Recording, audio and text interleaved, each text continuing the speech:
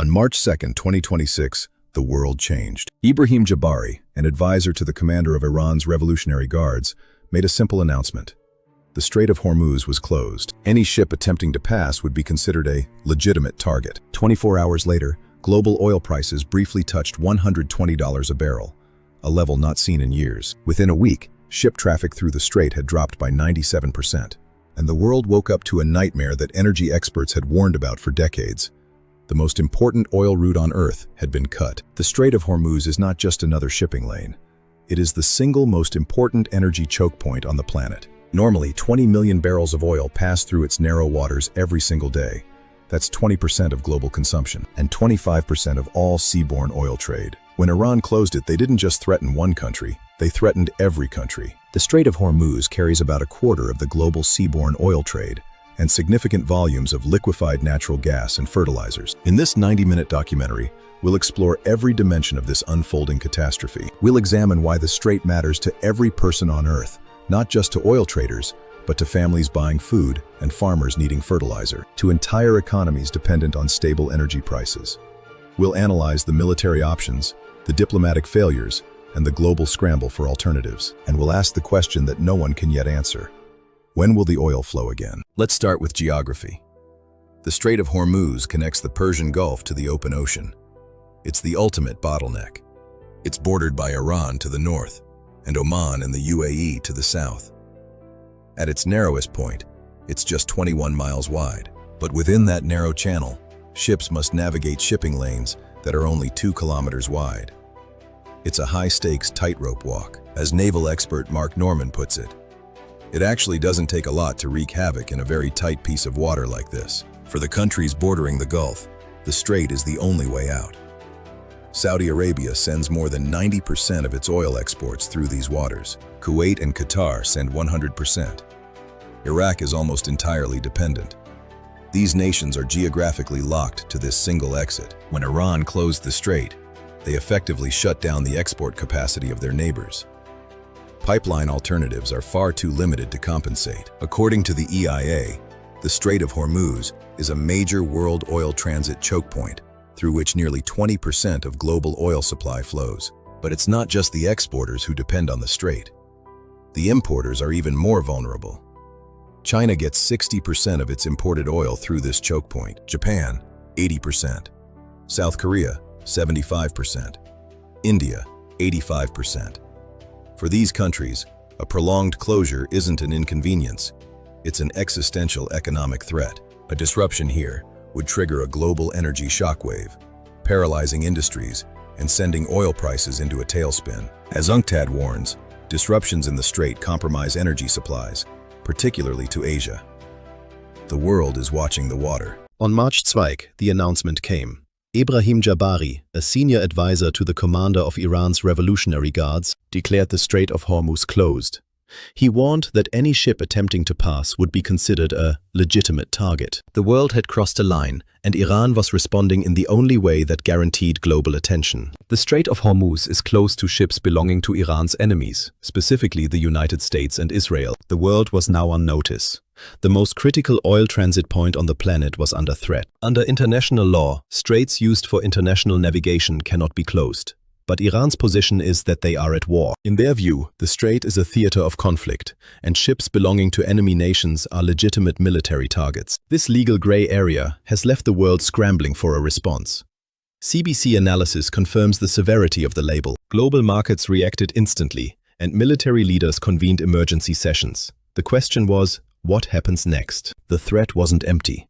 In the days following the announcement, the warnings became a violent reality. At least 14 commercial vessels suffered some kind of violent incident in or near the strait.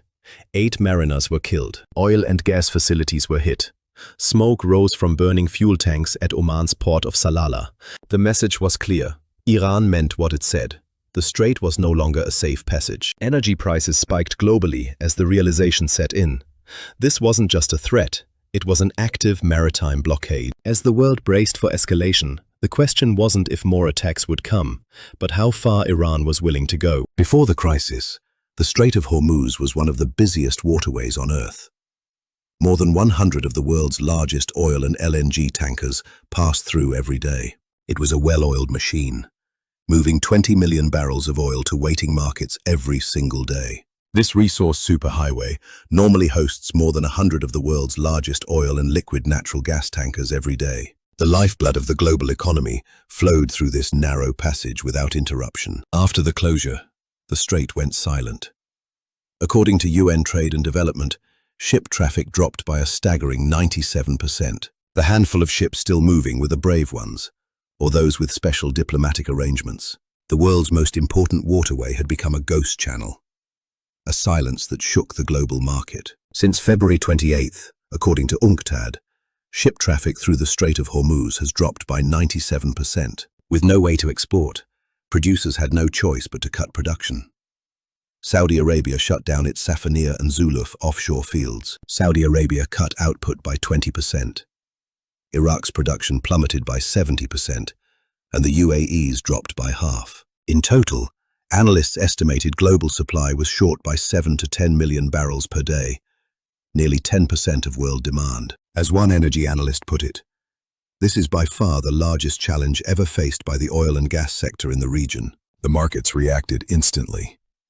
On March 9th, Brent crude rose from an average of $71 before the conflict to $94 a barrel. At one point, prices briefly touched $120, the highest level in years. The world was facing an energy shock of historic proportions. Aramco CEO Amin Nasser warned, a prolonged shutdown of the strait could lead to catastrophic consequences for global oil markets. In a desperate attempt to soften the blow, the International Energy Agency announced a historic move. They authorized the release of 400 million barrels from global strategic reserves, a record intervention. But it was a drop in the ocean compared to the scale of the disruption, CBC reported. This, despite a record intervention from the International Energy Agency, attempting to soften the blow. As oil prices surged, an old social media post from Donald Trump went viral. Written in 2011, it predicted exactly this scenario.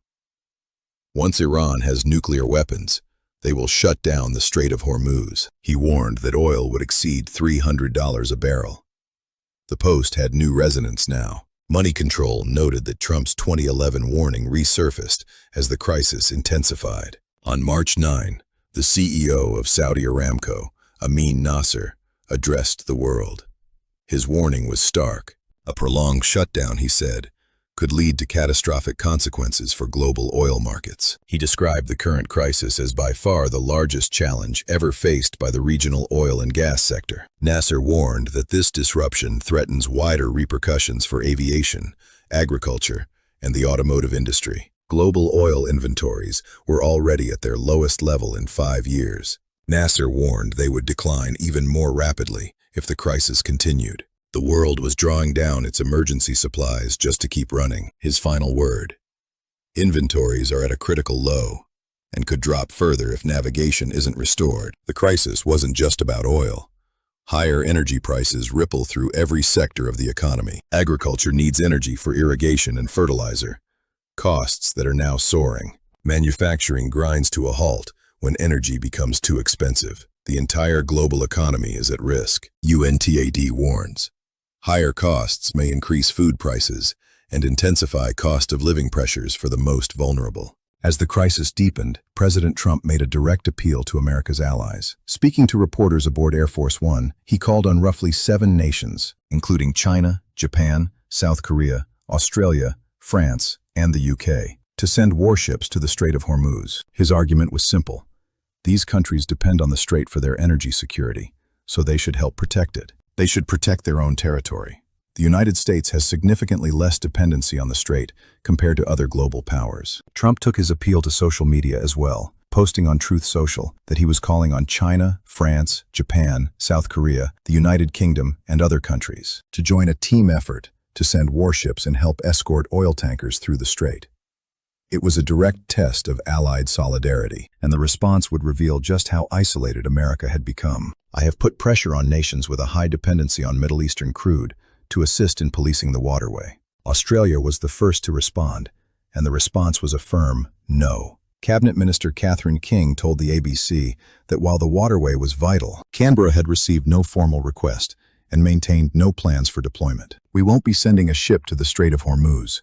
We know how incredibly important that is. But that's not something that we've been asked, or that we're contributing to. Japan, which imports 80% of its oil through the strait, also declined to commit. Prime Minister Sanai Takaichi told the Japanese parliament that Tokyo had not yet made any decisions about military involvement. We have not made any decisions whatsoever about dispatching escort ships. We are continuing to examine what Japan can do independently and what can be done within the legal framework. South Korea took a more cautious position, saying it remained in discussions with Washington, but that any move would only come after a careful review.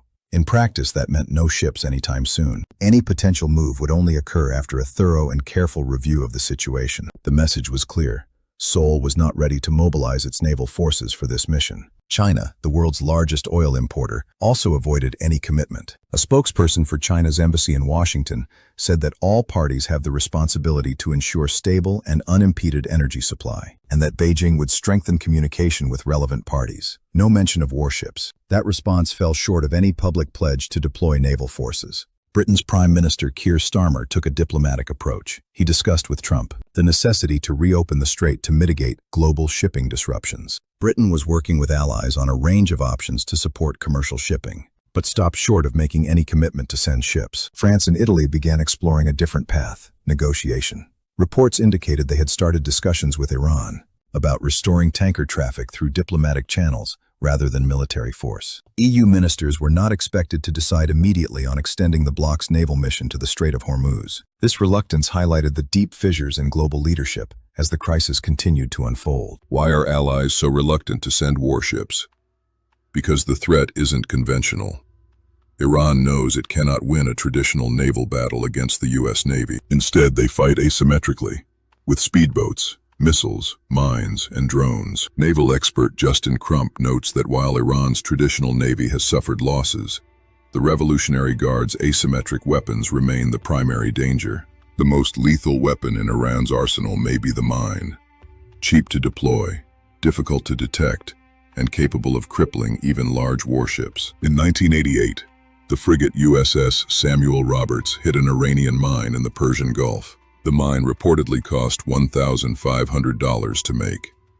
The damage to the ship cost $96 million to fix. Vice Admiral Mark Norman warns that destroyers are just as vulnerable to mines as the commercial vessels they are meant to protect. Trump promised naval escorts, and U.S. Energy Secretary Chris Wright suggested they could start by the end of March. But experts are skeptical. If a ship hits a mine in the narrow strait, it could block the waterway for weeks. A single sinking could make the situation worse, not better. Naval historian Sal Mercogliano argues that without full territorial control, a purely naval solution is unlikely to succeed. For India, the stakes could hardly be higher. 85% of its oil and gas imports pass through the strait. Facing an economic nightmare, India chose a different path: diplomacy.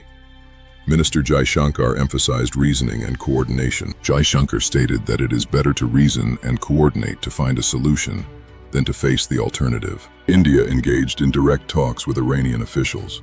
Remarkably, diplomacy worked, at least for two specific ships. On March 14th, two Indian-flagged gas carriers successfully transited the strait after high-level discussions. The minister confirmed that his ongoing engagement was yielding practical results for Indian shipping. However, Jaishankar was careful.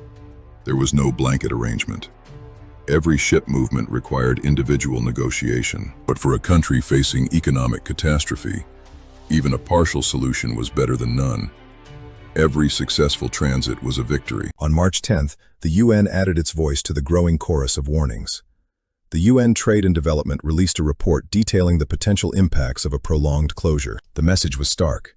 This crisis threatened not just oil markets, but the world's most vulnerable people. The report underscores that the Strait of Hormuz is a critical maritime checkpoint, carrying about a quarter of the global seaborne oil and roughly one-third of the global fertilizer trade. This represents a significant risk to global development. One of the most alarming findings was about fertilizer. The strait carries about 16 million tons of fertilizer annually, roughly one-third of global trade. Without fertilizer, crop yields plummet, food prices soar.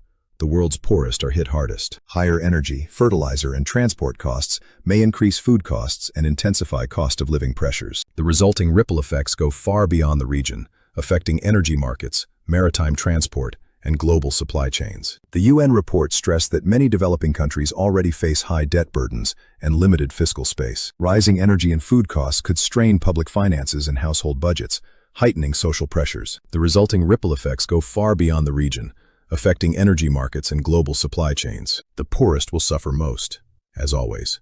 It is a crisis of survival for millions. 2 weeks into the crisis, the Strait of Hormuz remains largely closed. The silence is deafening. The United States has the most powerful navy in the world, but it cannot guarantee safe passage without triggering a wider war. Iran has demonstrated it can disrupt global energy markets at will, and the major powers cannot agree on a response. This is the most dangerous energy crisis since the 1970s, and there is no end in sight. The crisis has laid bare uncomfortable truths. Global energy supplies depend on a single, narrow waterway. Strategic reserves can cushion a shock, but they cannot replace 20% of global supply. Military power has limits in asymmetric warfare. Diplomacy, slow and painstaking, may be the only path forward. It may take a ceasefire and diplomatic agreement between Iran and the US to keep the Strait of Hormuz open. 21 miles of water, that's all it is. But that narrow channel has become the flashpoint for a generation. The world watches, waits, and hopes. Hopes that the oil will flow again. Hopes that the worst can be avoided. Hopes that the children of tomorrow will not inherit a world made poorer. But hope is not a strategy. And in the Strait of Hormuz, the future of global energy hangs in the balance. Thank you for watching this in-depth analysis of the Strait of Hormuz crisis. If you found it informative, please share it with someone who needs to understand what's happening. Comment below. What do you think happens next? Your insights matter in this global conversation. Stay informed, stay curious. We will see you in the next analysis.